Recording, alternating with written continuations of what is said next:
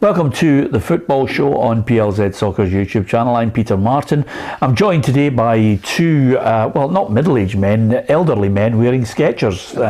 You've got to try and come up with their names. Hugh Macdonald and Alan Ruff are here with me, trying to roll back the years. Whether they're able to do that or not is another matter.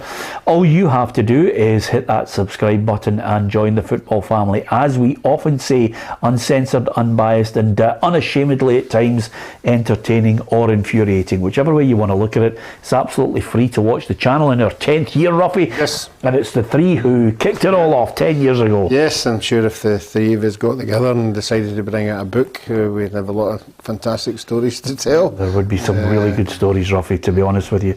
Made somebody a decent writer, but wouldn't it? Well, absolutely. And of course, the other aspect of it is we'd need all three of us to try and be honest when we're actually recollecting the 10 years, wouldn't we, Hugh? Because Ruffy's autobiography, if you ever get a chance to get a hold of a copy of it, it will stabilise your table if it's got a shaky leg, because other than that, it's just everybody's lovely in life, and I really enjoyed my playing career with no misdemeanours whatsoever. Is that fair, Hugh? True story. Yeah. Based on a true story. Yes, absolutely. So that's possibly me just summing it up. Hi to Billy, Fitzy, Keith as well, and Brian, and also Scott Richard. Happy New Year to so many of you who joined us. Joseph, Marlon, Gregor. It's great that so many people are regularly joining us, and of course the figures have been absolutely superb across all our social media channels, and of course Facebook, the website, our app being downloaded, and YouTube, Ruffy. It's just getting bigger and bigger, the show. Yeah, it certainly is, and you're expanding. I know Hughes will know about what's happening at the weekend now. Wow. You know that, bigger and bigger. And it's another avenue for Hugh to earn some money. It is. Saturday shows back, Hugh, 4 till 6. No way. We're there, but Ruffy is refusing to become involved in it because he wants his Saturdays now to himself. So it's going to call the Peter and Show. Tam's here. You know what Tam's like. Take a shekel at anybody's door. But yeah, Saturday we're back on the Saturday Show on PLZ Soccer's YouTube channel at 4 o'clock. We'll basically keep you right up to date with all the full-time scores, reaction from the managers and the players as well. Which, good going, Hugh. Good on you, well done. I mean, I remember the old Saturday Show and the laughs and the fun and the excitement of that, and there's nothing better than results coming in and reacting to that, so good on you, wish it well. Yeah. Can I just show you a photograph, and hopefully we've got that in there, of Duncan and Diane, who basically cornered me at Easter Road, Ruffy, and it was magic, because I think they live in Canada and they come back to Easter Road twice a year just to see the high bees, and they watch the show every day, and they come up to have a wee chat with me. Their accent has gone. I think they've forgotten all about their Edinburgh accent, but it's a married couple, and they come up to have a wee chat with me, and I said, look, give us a couple of seconds, we'll get a quick photograph together. And thank you very much to Duncan and Diane for basically being one of thousands and thousands of people from across the water who follow us, Ruffy. It's amazing. Yeah, I think that's the pleasing thing about it. We're actually reaching out there to people who can get, up-to-date content, and we're supplying that, and it's great that they come up and said hello. I think a lot of people, though, to be perfectly honest with you, Hugh, if you are away and living in another country, and absence makes the heart grow fonder, if you can hear people just having a wee bit of banter, and just takes you back to the country you were brought up in, it's magic. It is, and it shows you the strength of football, because we know. You can see it on Twitter, whenever there's a Scottish football match on, there's somebody sitting in a pub in Perth, Australia, supping a pint and watching it, or somebody scrambling out to go to some kind of social club to watch it. It's a pool of Scottish football. It's so important to all our lives, Scottish football, and it'll stay with us all our lives. You know yourself. If you're abroad during the season, well, you're never very rarely abroad during the season. I'm referring to Alan here, obviously, who's quite regularly abroad during the season. You always keep an eye out for the results, and and see what's going on in Scottish football. When I'm away for my 5 holidays a year, and I can't get a newspaper in Barbados or Mauritius, or the app just keeps you up to date. And by the way, it's not all let's give each other a pat on the back, by the way, because I'm going to read out a few things. Thank you. Thank you to Martin. Martin says, great being back, guys. Martin, thank you for your support. Alan Woods. Dan says, afternoon. And also, it's so many people who want to pass comment, but I like this one from Des Halliday, who says, Ruffy isn't a good pundit. Well, there you are. there's your new year. Hold on to that, by the way. I don't like you. There you are. Thanks, Des. You've really kind of set the tone for the rest of the show. 10 years too late. And but Des has just come back and says, Shug is a good football man. He knows his stuff. Oh, there you are. Brilliant. Yeah, and of course, thank you very much to each and every one of you for your opinions. Some good, some not so good. Who cares? We enjoy the banter with you. We're not precious about the fact whether you like us or not. Although, Ruffy, I think your point actually started when you had that wee bit of trouble with the Thistle, because that's the line in the sand when you slowly but surely, after 10 years, I think there are some people that are turning here who don't view you as the housewife's favourite anymore. Oh, goodness. Well, none of them are housewives, are they? No, no. Des is certainly not a fan of yours. Hi, Peter. I've been living in New Zealand since I moved from Wishaw in 2008, and I found the PLZ Soccer podcast on YouTube about 6 months ago, and it has given my wife and myself a daily dose of soccer updates, a great laugh, as well as a familiar accent that keeps us sane. Love the show and the banter. And he goes on to say, and I might as well mention, it's Liam Hodgson, who's in Papamoa Beach in Tauranga, the Bay of Plenty in New Zealand. And he's just talking about the handball situation, which we're going to get onto as well, because it's still Thursday. Still plenty of time to debate it. My take is that players know that any handball is a foul if their team gains any advantage. Players also know that they can't play the ball with their hand or their arm, irrespective of whether it's going to smack them in the face or not. If the ball is going to hit them in the face, then their instinct should be to turn their head and not raise their hands. Refs need to get a grip and interpret the rule properly and with consistency. And he says, talking through experience, I've been hit in the face on many occasions making a last-ditch tackle. It's what defenders do. Liam, thank you for that.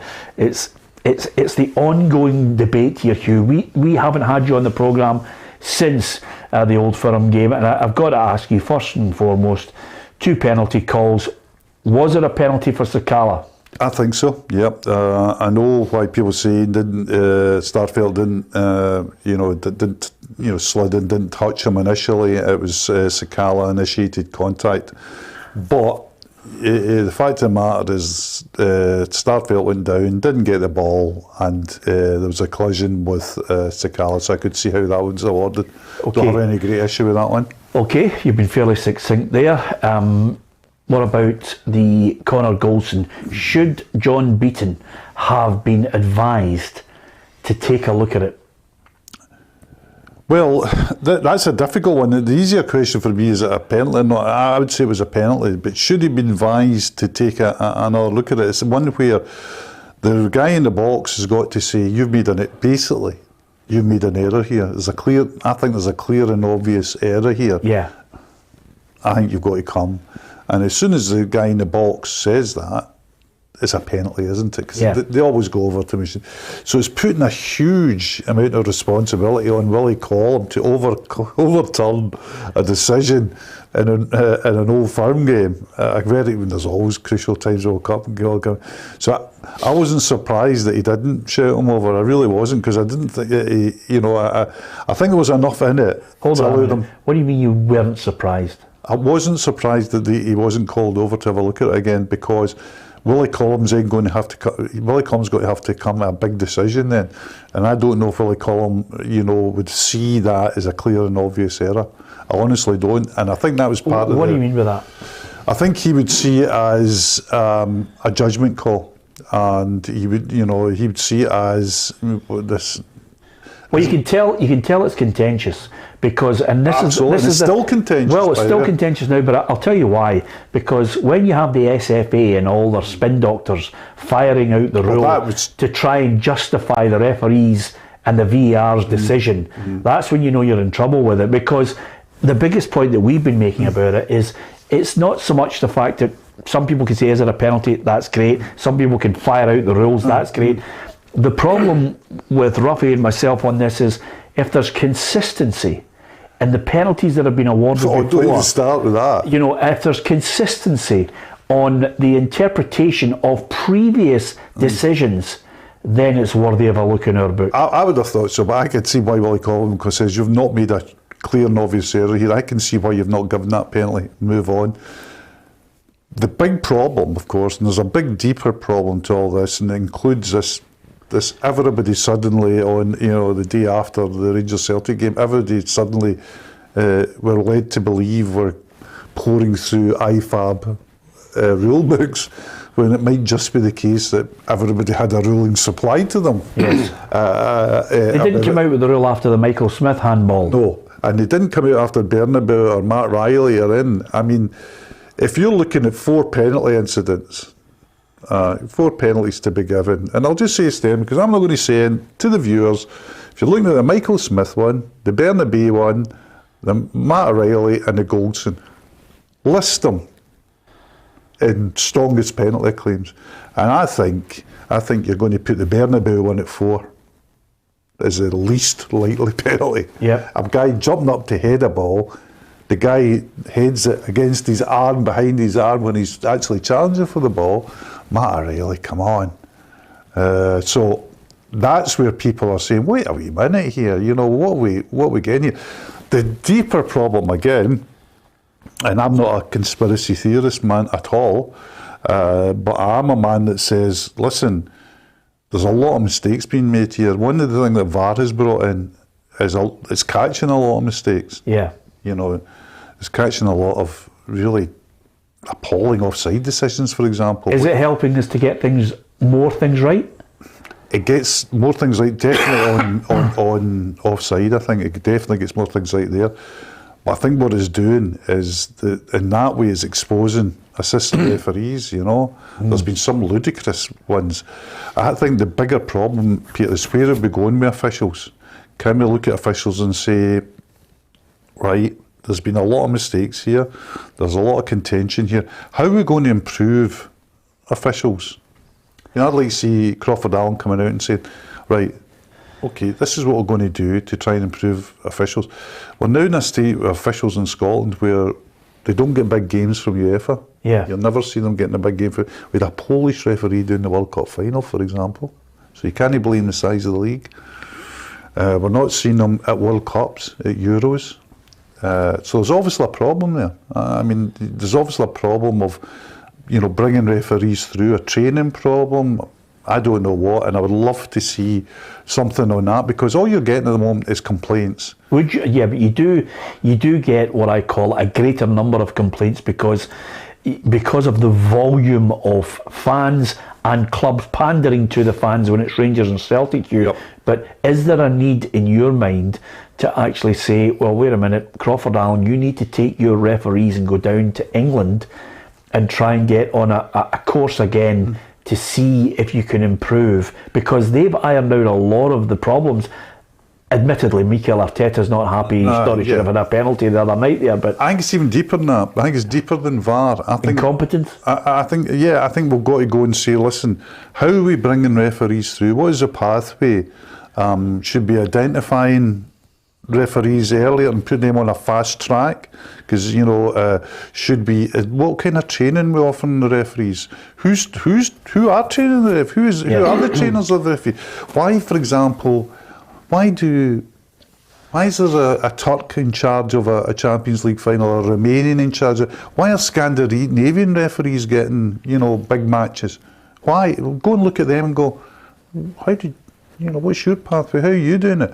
Because I agree, Peter, that Scottish referees, every referee's under scrutiny, you know, but Scottish referees are under extraordinary scrutiny. I mean, we've got a huge media culture for such a small country. Yeah. We've got shows like this, we've got, you know, 7 or 8 newspapers every day looking for stuff. We've got other television stations, we've got bloggers, we've got, you know, dedicated websites.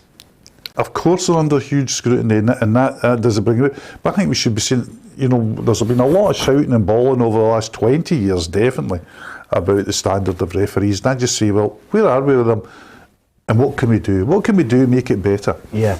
Martin Torrance says, ex-English Premier League referee Dermot Gallagher said the Connor Golson penalty claim shouldn't be an issue and that the decision was correct. Thanks for that, Martin. That's on the basis that Dermot Gallagher is the light, the way and the truth on this issue. Again, it's all open to the interpretation. And Ruffy... it's only Thursday. It's an indication of how hotly this one's contested.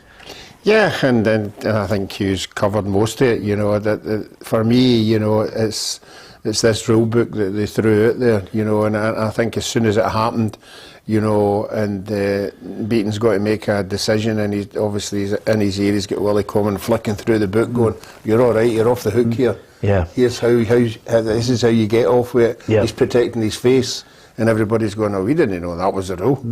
Nobody was at that the understanding that was it in black and white. So I think the rule needs to be cleared up. It really needs to have another look at it.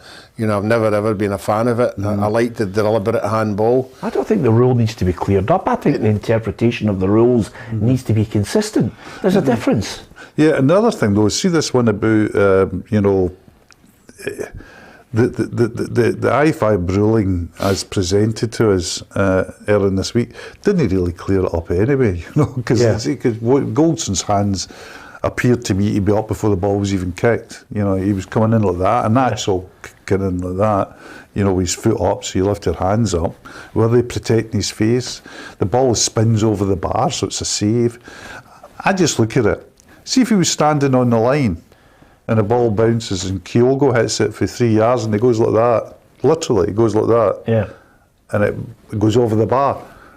Do they just say, well, that's a corner? Yeah, I mean, listen, it's an interesting one, but the argument's right, John. Just before we let it go, though, Hugh, before we give you the question, did you think a draw was a fair result, or did you think somebody should have edged it?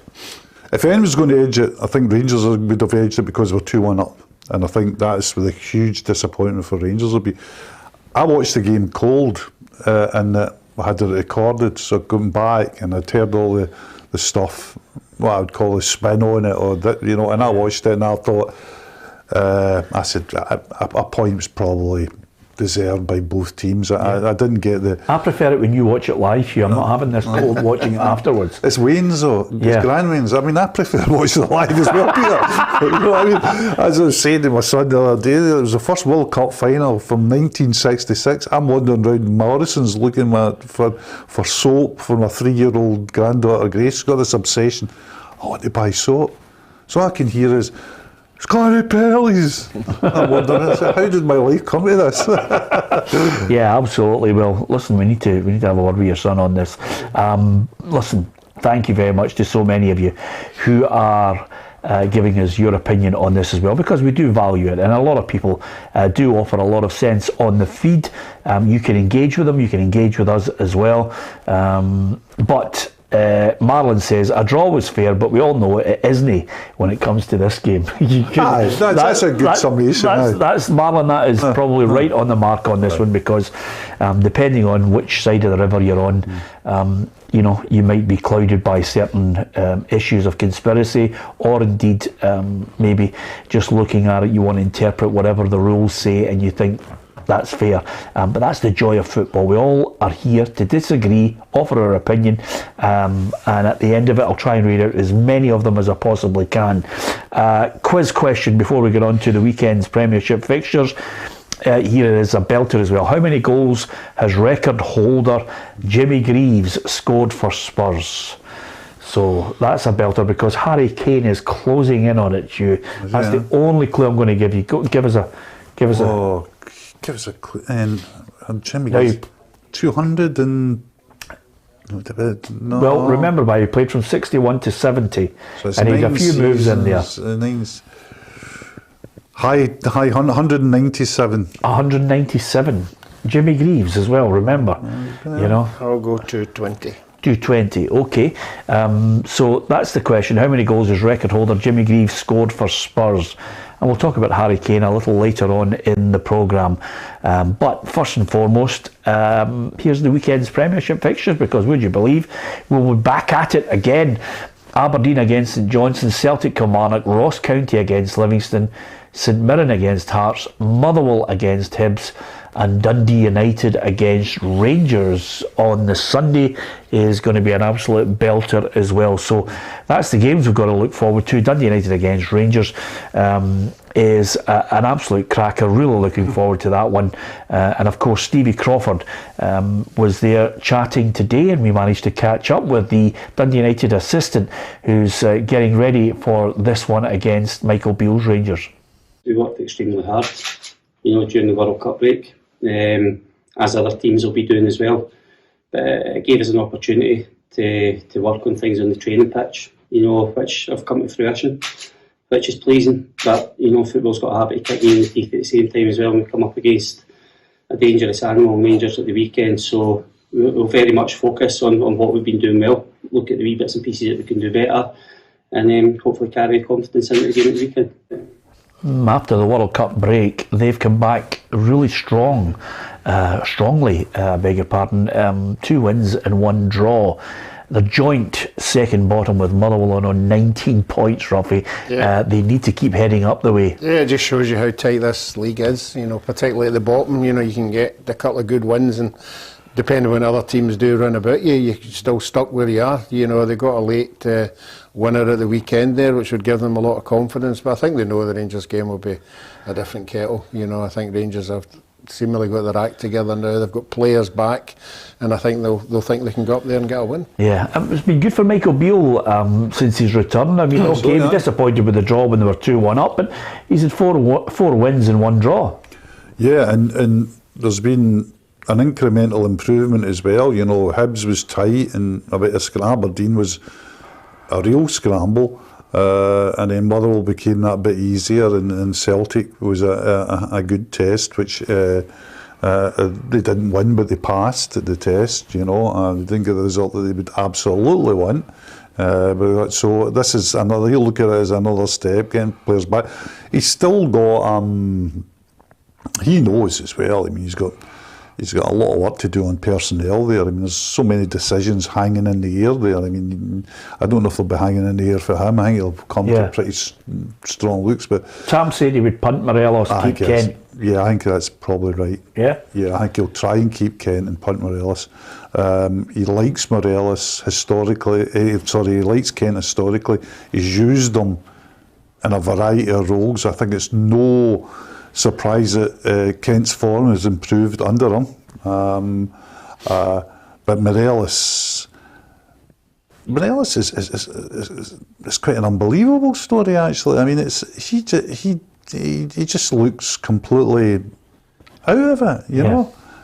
You would have thought if Kolak and Roof had been anywhere near fitness that they would have started before him on the Old Firm game. I mean, I know why he uses them, because he does get the team up the park. There's no, but he's for the off, you know. And I would say if they got any kind of offer for him, in January, they would take it. Yeah, talking of Dundee United and potentially their ins and outs, Tony Watt, being linked with a move away to Salford City is a strange one. I mean, his appearances have been few and far between at times, but I still think he's a good player. I mean, obviously you want a striker who scores goals, but I think there's much more to Tony Watt's game.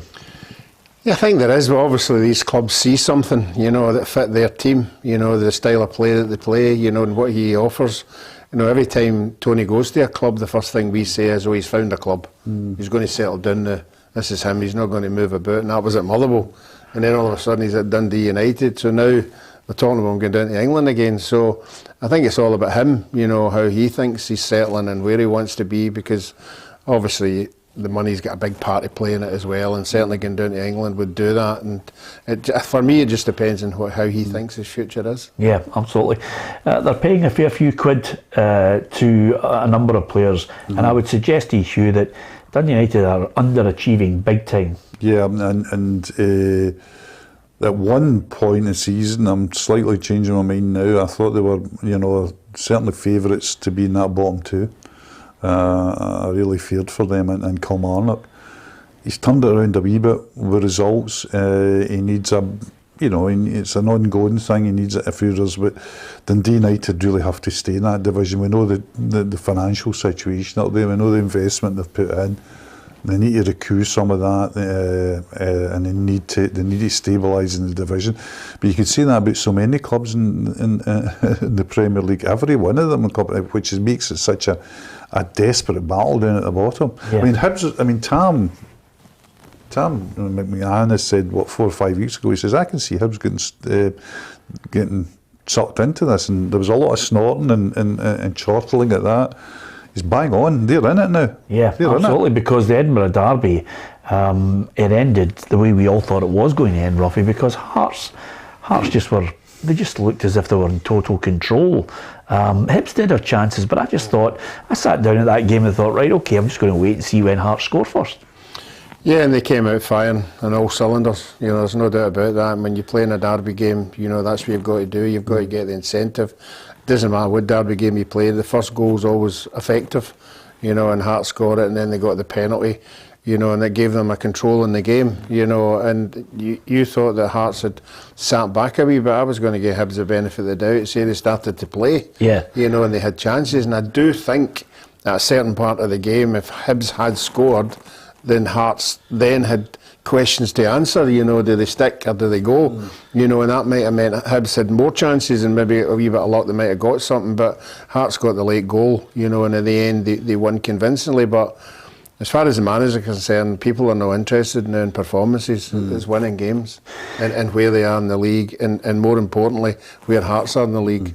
Compared to where Hibs are. Well, I have to say, I mean, I'm looking at the teams when they come out over the course of the game, and I know this is slightly controversial because I think the standard below Celtic and Rangers is poor. Hearts are the best of the rest. By a chunk as well. Yeah, and the best player in the park, Hugh, was Robert Snodgrass. By a mile. I mean, Shankland scored a couple of goals, fine and dandy, and great to the boys, scoring goals for fun and banging penalties in, equally as good as the ones he gets from open play. But Snodgrass just had the cigars out in that game. But it's all levels in football. I always go back to the first game I ever took my son to see. It was still in Albion v Montrose. And Big Doug Rugby was player manager at Montrose, and he was playing in a back three. And I'm watching Rugby, and I'm saying, when did Montrose sign Bengbear? Because he's taking it to his chest and he's pigging 30-yard, 40-yard diagonals. Nobody can catch him out.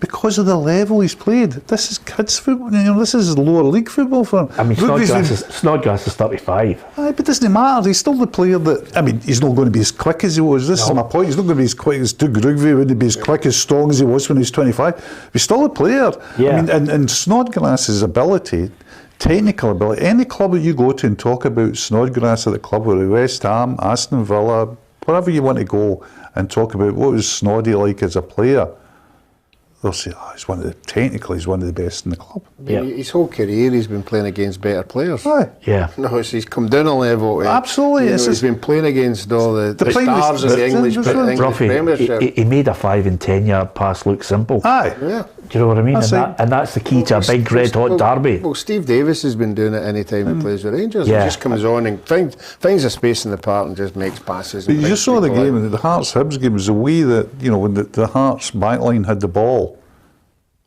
there was always, Snodgrass was always making an angle so they could just knock the ball It's a dream for a centre half. And as a centre half, you're going, any time I get the ball, I don't have to, I just give it to that guy and he's going to do something. Do you know what it reminds me of, by the way? And then two of the two players who were different but equally did the same job. I mean, Gascoigne made a centre half's job a dream because he would take it anywhere. And the other one was Paul Lambert would take the ball off the 2 centre halves or the 3 centre halves. He would take them off in a telephone box. He would take them off it. I mean, that's a joy. Go on. We pass Paul. Barry. Exactly. Barry Ferguson would control a game from the goalkeeper when the rest of the team weren't playing well. He'd take it upon himself to be the guy who would start to make things work, and that meant, and I keep reverting back to that Italy game that we were at, you know, and he was up against Pirlo, and he just the whole 45 minutes he was magnificent. Yeah, absolutely. Well, Snodgrass was a joy to watch, I have to say. Hearts deserved all 3 points, and of course they're getting ready for the weekend, so we sent our man Adam Biddy out there to find out what was happening.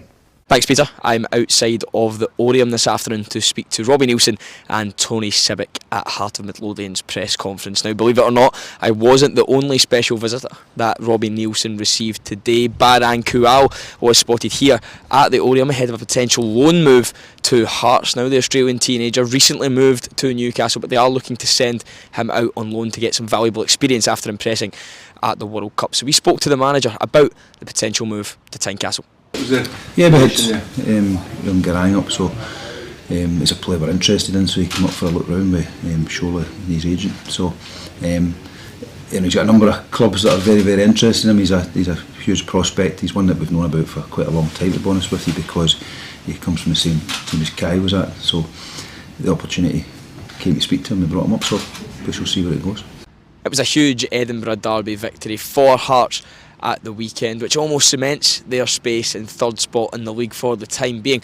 But we were speaking to defender Tony Sibbick about the possibility of setting targets even higher than third in the table. The first thing we spoke about when we got back from the break is let's really knuckle down this third place and try and hunt Rangers down in second. And obviously we started off well now. We just need to keep the form up on Saturday against St Mirren. So we're going to go up there to win the game again. Peter, the Old Firm duopoly is rarely broken. There are currently 15 points between Rangers and Hearts, albeit Hearts do have a game in hand. But do you think they've got the resources at their disposal? Do you think they have what it takes to break that top two? Let us know. And Robbie Neilson's comments as well on Garang Kual. He's playing it down, but the man was here. We've seen him with our own eyes this morning. What a difference will he make? Certainly good at the World Cup. Can he do it in Scotland? Yes. In a nutshell, and over and above that, in answer to his question of the ending the duopoly, no. Next. By the way, I mean, they are actually good to watch. I enjoy going to Tynecastle.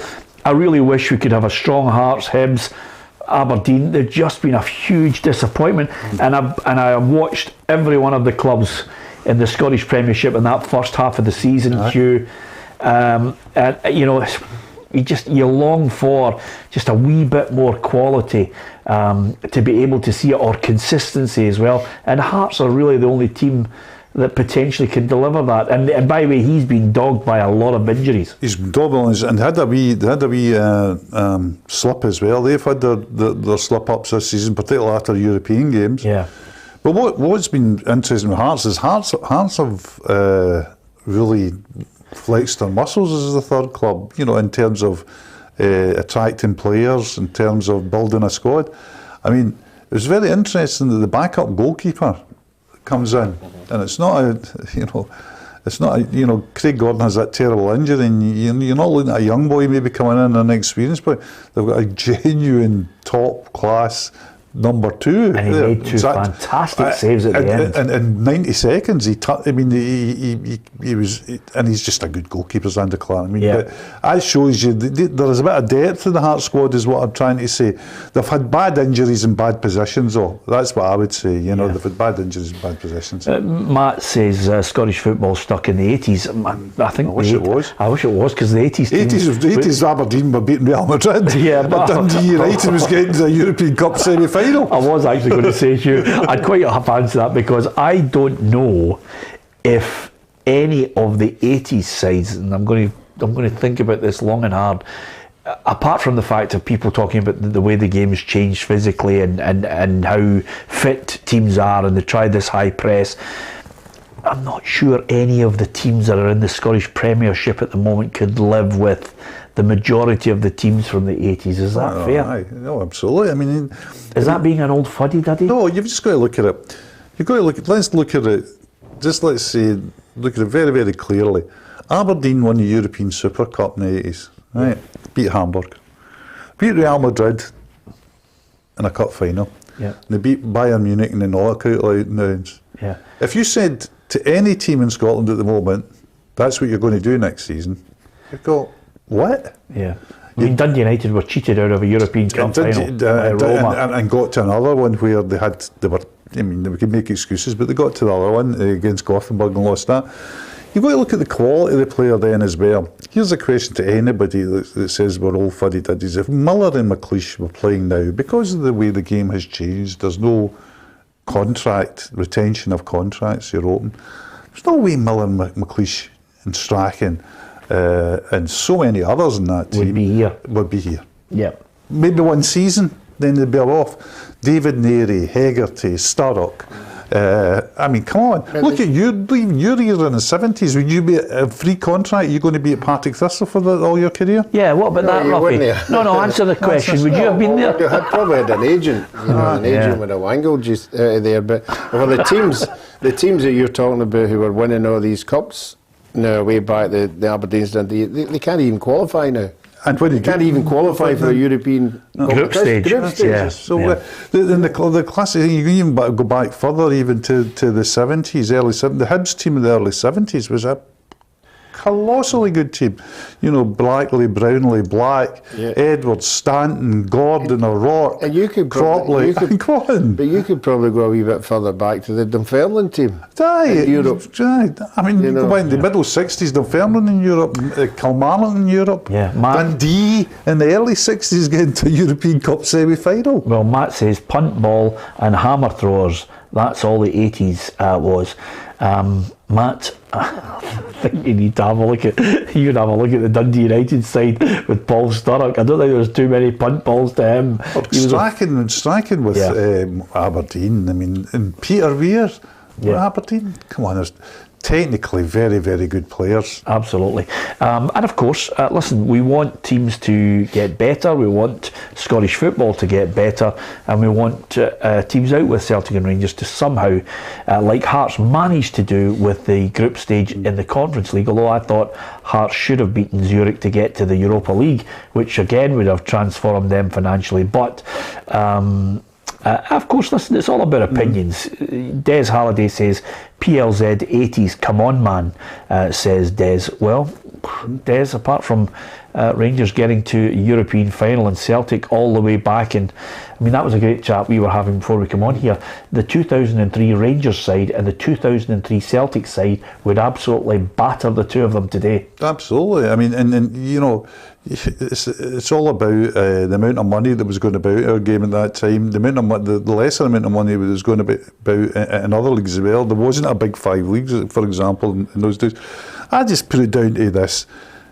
This is how life has moved on.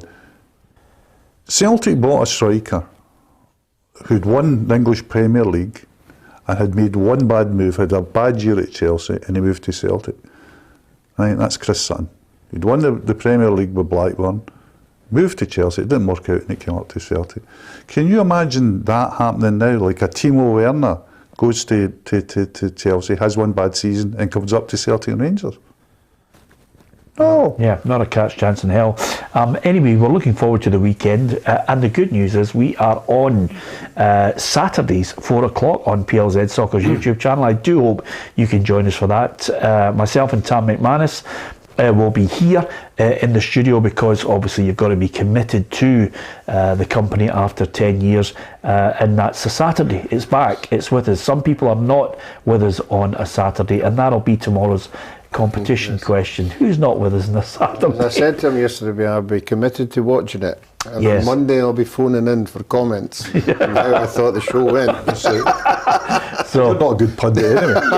Exactly. That's a very good point. He's not a good pundit, but Tam will be with us. Just have to think up a name. What for? No, when I come on, I'm going to use my you're name. You're going to actually no. I'll have to come up with something. Don't worry about it. It doesn't happen too much here at the moment, but Marlon says Brian Clough got told off by Jim McLean that he wouldn't last longer than him.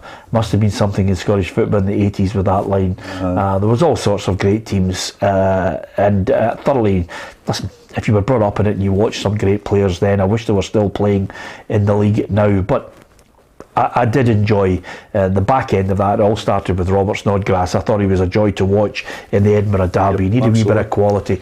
Of course, Livingston, it's Ross County against Livingston, and that's a humdinger of a game because Malky Mackay needs points and quickly.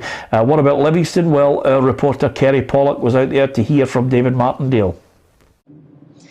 Here at the Tony Macaroni Arena, Livingston are preparing to make the journey up to Dingwall to face Ross County this Saturday in the Cinch Premiership. County, who have gained just the 1 point out of their last 5 games, something that Livingston will be hoping to take advantage of, and of course gain 3 points. Livy squeezed into the top 6 after a 1-1 draw with Motherwell earlier this week, but despite falling victim to red cards as of late, David Martindale believes his side should be higher in the Premiership table. Very, very difficult. We managed to pick a point up, and then obviously we kept 11 men on the park against Motherwell. It's a fairly tight game. I think there wasn't a lot in the game. Did we perform well? Probably not. But again, I can't always expect the boys to go out and perform well. So we picked a point up. Wasn't a great performance, wasn't a terrible performance, but we still managed to pick a point up, and I had to reflect on it after the game. We moved up for 7th to 6th place, so we're in the top 6, and if you'd said to me 3-4 games ago you're still going to be in the top 6 at this stage in the season, will you take that? Yeah, but again, I'm a wee bit greedy, I'm a wee bit ambitious. I think we could be sitting further, well, probably 4th in the league if we'd done my job a little bit better. Livy's number 1, Shamal George, previously played at Colchester with Ross County's Awura Edwards. Ahead of Saturday's clash, George said he might have exchanged a text or two with the Dingwall striker. Biggest challenge from them? It's just long balls, isn't it? Long balls, and obviously they got pace up front. I used to play with Awura, who's the winger at Colchester, so I know everything that he's about. So I've been talking to him. Told him he ain't getting nowhere near me this time, but we'll see.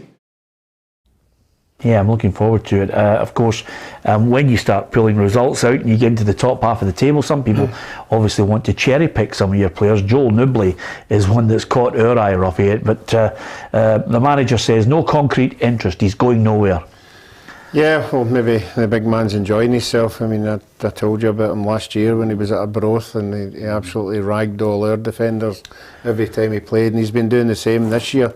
You know, he's been an absolute star. I'm sure there will be people watching him. There's no doubt about that, and if you can keep a hold of him, you know, it'll be an absolute asset. But for me, Ross County, this is a do or die game for them. Yeah, they need that critical. They need to start winning home games, and then they're looking at the fixture list. They need to be looking at teams like, I know Livingston have had a great season, but when teams like Livingston and St Johnstone and Motherwell come visiting, it's got to be 3 points. It can't be draws. It's got to be 3 points. Yeah, of course we're still to get the Roy McGregor here's money going by players. Yeah, but I'm like Alan. I'm always fairly confident about Ross County because I think they've got a good setup there. I think he's a good manager, Malky, as well, and they always got that ability to get, you know, a bit of quality in when needed. So I never thought I wasn't going to say they were going to win the league, but I was pretty confident they wouldn't be in the bottom 2. Yeah. I'm now worrying for them. Are you changing your mind? Never mind worrying. Do you think they're gone? No, I don't think they're gone yet. I think that's a very bold. I think maybe some of the criticism, while I'm not being a good pundit, he's just come out and went the other way. You know, he's come out with the flamethrower, rather than just like a wee lighter. It's because Des hammered him. He's now just decided to start throwing grenades. You know, it's like do or die. Well, in January, he's just saying, "Oh, I got it." No, so I think, I'm concerned, but I'm not quite. I haven't drawn up a championship fixture list for them yet. Yeah, I actually, the funny thing is, the last time he was on the Saturday show with me, he had a similar day where he actually came out one day and he rhymed off about 9 stats, and I actually thought to myself, wow, that's never research is never part of his game, and I actually thought to myself, we went to a commercial break on STV, and I looked up all the stats, and it was complete poppycock. It was just a complete nonsense. He'd heard it somewhere and he fired it out. No, I used to have great Saturdays until Smudger started hiding his notes. His homework. Gordon absolutely loved his notes on these things, but nevertheless, Livingston are doing really well. Ross County, big game for them. Of the other games, I mean, are we now in a situation because of what happened at the weekend, Hugh, that Celtic are just in the countdown in the 18 games remaining to the title? Did Rangers have to win? I thought they had to win, and the reason is just on form. You say, right, if Rangers had have won, that would have been putatively 7 points. So you could see, right, win the next 2 derbies, and that's it's just a goal difference you've got to worry about, and Celtic slipping up elsewhere. But now Rangers are in a situation where they've got to win, I think, every game, and then Celtic have not only got to lose the 2 derby games, which they would do obviously if Rangers had to win every game. They also have to really mess up in 2 other matches as well, and that's saying if Rangers have 100% record. So it's a big call. You never want to call leagues 18 games before the goal, but I think it's a pretty strong position Celtic are in. Yeah, and he's still looking at this moment. I mean, you can have everybody in their granny that's been mentioned as potential strikers coming in, but he's still looking to strengthen at Celtic. And when you look at his bench, there's players coming on who consistently make a difference. Well, this thing he has strengthened already. We forget that everybody else is all scrambling now out in January. Who are we going to get? He's got them in. Got 3 of them in the door. I think Kobayashi's in and will eventually replace Starfelt. Yep. Am I being out of order on that? I don't think so. I think I'm not as big a critic of Starfelt as you are, but I can understand that's where Kobayashi would go. I think Johnson's obviously in for the obvious reasons that Juranovic is off, and he's got the holding midfielder in because the Araldegard hasn't worked out. Giacomakis could be on his way.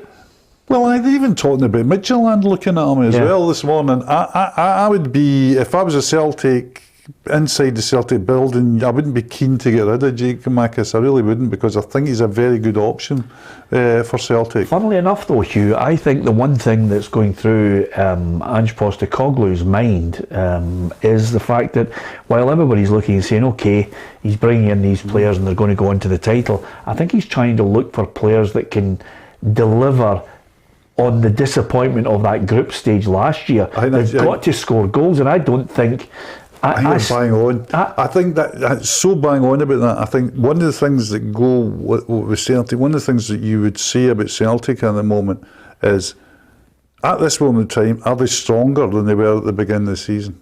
And you've got to say, of course they are. Yeah. They just are. They're stronger than the beginning of the season. And that's him. They've been through injuries, lost a captain for a while, who I think is the best player in Scotland, and they lost him for a while.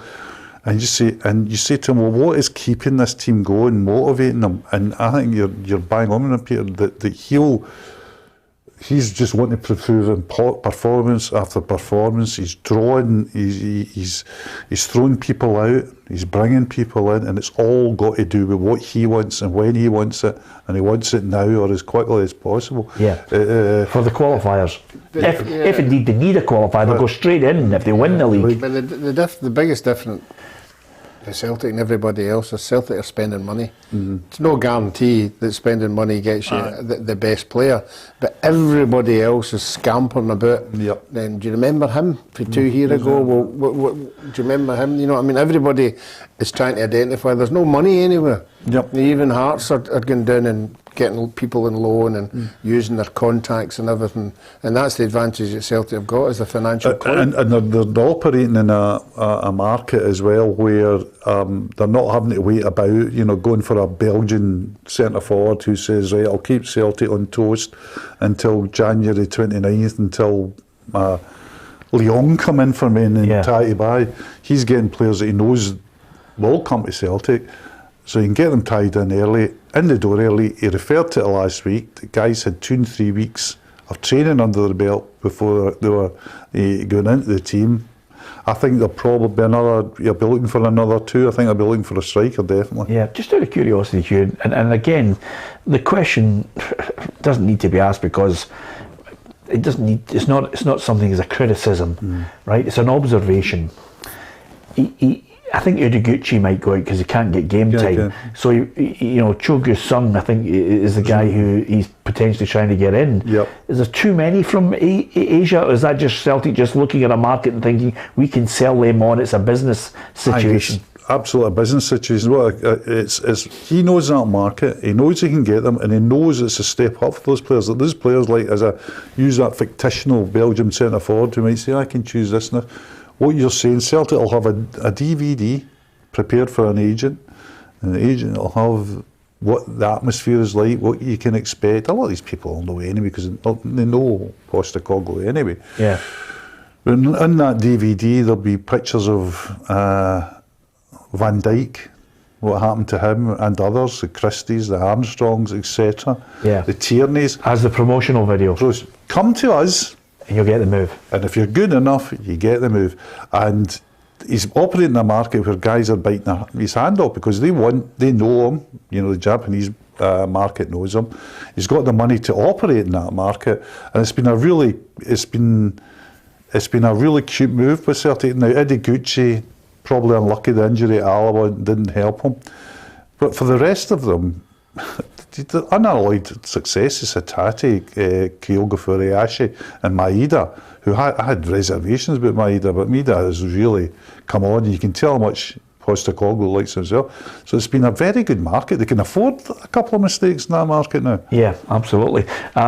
Listen, tomorrow on the programme, because today we were hoping to bring you something from the interviews that were taking place out at Hampden, because there was one of those big sponsor days for Match Attacks, which is basically the Panini of its day as well now. I think it contests the market with them, and Match Attacks have got their cards where the kids can you swap certain cards. I mean, I don't know about you, Hugh, but my earliest one was well before your time. It was pop bands of the 60s. It was the Beatles. It was the Dave Clark 5, the Yardbirds and all that. We had to go up top of the early 60s. Do you remember all that? Oh, I remember these groups, yeah. They were all the cars. And you swapped the pop bands? Swapped the pop bands. Dave Clark 5 was always one of the Tremolos. There's another one. You'll remember these names from your DJing. I remember these things, but not only that, Hugh, the cards, the playing cards, I collect them and never threw them out. I've still got the Panini sticker albums, and we've had some absolute belters which we're going to show. We're going to fire them out on TikTok to see if you can remember the faces. I mean, I showed you the Rangers ones, the 10 players belters, aren't they? But what about this, Ruffy? What was happening in your life when we had you on here? Because look at the hairstyles, Ruffy, of some of the cards I've got of you. 82, you've got Ray Clemens' top on there on the left one, but what was happening in the right hand side, Ruffy? I basically had a barber's appointment, and I think he cancelled on me, so I just did it myself. No, just the scissors as you used to do. The symbol. To be fair, you look as if you're a member of the Rubettes, which was a 1970s pop band, Sugar Baby Love. Yeah. So there you are. You're not looking at a place there. And of course, the Fringe. What happened with the Fringe in '82? What was that all about? That's the one I was talking about. That was just the emergency haircut. Oh, was that the emergency? God, I thought the one on the right was the emergency. No, it was a trend. That was a long hair. That was. I'm trying to think who used to have that the most. The wee boy played with Queen's Park Rangers, wee winger, Stan Bowles. Yeah. Belter. Anyway, we've got interviews there, Ruffy, and we're going to put out a few of the cards on our TikTok as well, and see if you can guess some of the Rangers, Celtic and some of the classic players down through the years. There's some belter photographs and some absolutely cracking haircuts as well. That's tomorrow on the programme. Hopefully you'll join us. Tam McManus will be with me and Ruffy. And if you want to, you can join us on PLZ Soccer's YouTube channel on Saturday at 4 o'clock. It's very much a results show where we keep you up to date with what's happening in the games and then analyse some of the results from the Scottish Premiership, Championship, League One and League Two. We'll also look at England as well, because last night I settled down to watch Crystal Palace against Spurs. Thoroughly enjoyed the second half because Harry Kane was just a joy. He is, there's a lot of hype about English footballers at times, but he is world class. I mean, he's top notch. I went down and watched him a couple of times last season. I watched him in a game where he was brought on. It was the Portuguese manager, Espírito Santo was the manager at the time. They were playing a team called NK Moura, and it looked like a sacking result. They were getting beat. And he bought his three subs that he brought on was Kane, Moura and Son, and I was in a section where I was just looking down the 18-yard line and I just watched Kane's movement, his technique. See that goal he scored yesterday with the ball plays him inside and he just hits it inside. He's a terrific Here's player. His stats. I mean, it's impressive stuff when you look at him. 300 Premier League appearances, 198 goals, 44 assists, 3 golden boots. He's 29, and I'm reading that out and asking you now, Hugh, will he beat Alan Shearer's 260 Premier League goals?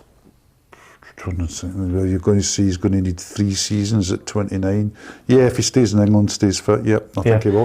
His big problem is, will he stay in England? Because if he'd have went to Manchester City, I would have said absolutely. Yeah. But at 29, he's in good nick. He's got maybe another, and he's a guy as well, Peter, that I think can play 10. Yeah. Doesn't have to be a 9. No. Could play a 10. 62 goals? Easily, I think. I think so, yep. Yeah, Antonio Conte thinks he will. I repeat, we are talking about a really world-class striker. And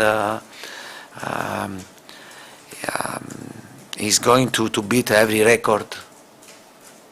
And with the goals. For us, is an important point of reference, not only for the goal, but also on the pitch. And he's with Hugo, our captain. Yeah, so there's high praise indeed from Antonio Conte, who was no mean player himself, calling him world class, and certainly I thought he was the only world class player that England had at the World Cup. Whether Bellingham goes on to become world class is another matter, but in that league down there, Ruffy, not only are we looking at managers who are facing the sack, we're wondering if Arsenal can win the league. Yeah, it's amazing, isn't it? You know, that a year ago we spoke about it yesterday, Arteta, we were all talking about how long is he going to be in a job? And it just shows you how fortunes in football can change when you get right the players in and the players perform to the ability they've got. I'm not too sure, you know, are they up there because Man City and the rest are toiling a wee bit? I don't know, they're not seem to have the same level as what they have the last couple of years. Obviously Man United are improving, so be really interesting to see if they can hang on in there. Do you think they'll win the league? No, I don't think they will. Right, okay. Pep Guardiola, obviously Man City are the biggest threat. He reckons they're going to have to be 10 out of 10 City if they're going to take this title this season. So they have an average for them. They're going to do 100 or 100 more than 100 points, Arsenal, in the way it has done so far. If they continue that way, we will not catch them. So you have to be almost perfect, I would say, here from the fin of the season. Expect that they drop a little bit his performance, because yesterday was excellent against Newcastle again. So, and we'll see what happens. Hugh, you buying into Arsenal or City? I'll take City. Yeah. But with the reservation, I think it'd be a real failure for City not to win the league. With what he's got at his disposal, not to win the league. I think the biggest problem with Arsenal is the depth. I think they're struggling just slightly because of losing Jesus, and there's other players in the team that really don't want to lose. Pep's got the armoury there, and whether he's using that armoury properly, we don't know. But I would still say that Manchester City are slight favourites. Okay, and they should win the Champions League. You know, they've only spent over $1 billion. Well, they should win it every year, but they don't. Anyway, sooner or later somebody's going to start asking questions about it. But a couple of things before we go. Paul Hartley's back as the Cove Rangers manager. That was a stonewall certainty, wasn't it? Yeah, it certainly was. I think he enjoyed it up there. He obviously left in good terms, because you don't often go back to a club if you've sort of messed them about. So I think he's handled it particularly well, and he's got a good record up there. So we like Paul in the show as well. Yeah, we like him. Neil Lennon said he's not averse to returning to Scotland at some point. He wouldn't be averse to it. I think he'll come back into the country in April, and then, you know, who knows? You know, there's plenty of jobs. I think that there's plenty of jobs coming up, and he's young enough. He'll want to manage again. He's young enough to do it. Absolutely. One little bit of sad news: Nathan Patterson's out for 6 weeks with a medial ligament injury, and that's a real blow, not only for Everton, but we certainly want Nathan to do well for country as well. So a blow for him. 6 weeks out. We wish him a speedy recovery. Okay. The quiz. Hugh, what did you say for... I got it wrong. I said 197 that Jimmy Greaves had scored, so that's obviously wrong. Yeah, what about yourself? 220, I said. Yep, 266 between 1961 and 1970. And there's also another amazing stat about Jimmy Greaves. He was such a wonderful player, as well as, of course, I think, to be fair, Ruffy, you know, St Greavesy, as the pundits were absolutely magnificent. He was a player who scored on his debut for every club he signed for.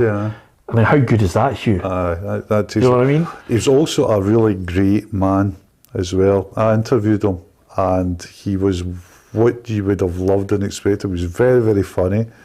He was very, very humble, and he would do nothing but talk up like Alan Gilzine, Dave Mackay, because he knew I was a Scot, obviously, and he was just terrific, generous to be with, just a lovely guy to interview, and a genuine. To talk about Kane, world class, you know, Jimmy Greaves. What was the story about him with the World Cup? How that went? A bit pear-shaped. How he never got picked. Well, there's been various stories about it, but you know, him and Ramsey didn't get on, and although he played, he was in the squad and played at the beginning of the World Cup. There was sort of rumours about discipline, and you know, Ramsey was a great disciplinarian. Greaves didn't buy into it, and of course Jeff Hurst played against Argentina and scored a very important goal, so he never dropped him. And it changes your life, doesn't it? I mean, but football's like that. I mean, the great sliding doors film, you know, it's just football's like that. Yeah, absolutely. Okay, a great way to finish. Nice little anecdote there from Hugh on Jimmy Greaves, who was a wonderful player. Everybody, maybe it's a generational thing. Could Jimmy Greaves have survived in the modern day? Oh, absolutely. He might have had 267 goals by now. But he was an absolute joy to watch. Great to talk about football. That's what we love on this show, talking about football, mainly Scottish football. We like to look down south and across at European football as well. And if you get a chance, hit the subscribe button on PLZ Soccer's YouTube channel. We really do appreciate your support, and thanks to the countless thousands and thousands of people who are consuming our content on social media, on our Facebook page, on our app, and of course on our YouTube channel. We really do value your support. It's been good today. Thoroughly enjoyed Hugh's crack, and Ruffy as well. He'll be back tomorrow with Tam McManus. Hopefully you can join us. Hit the subscribe button on the YouTube channel, and we'll see you at 4.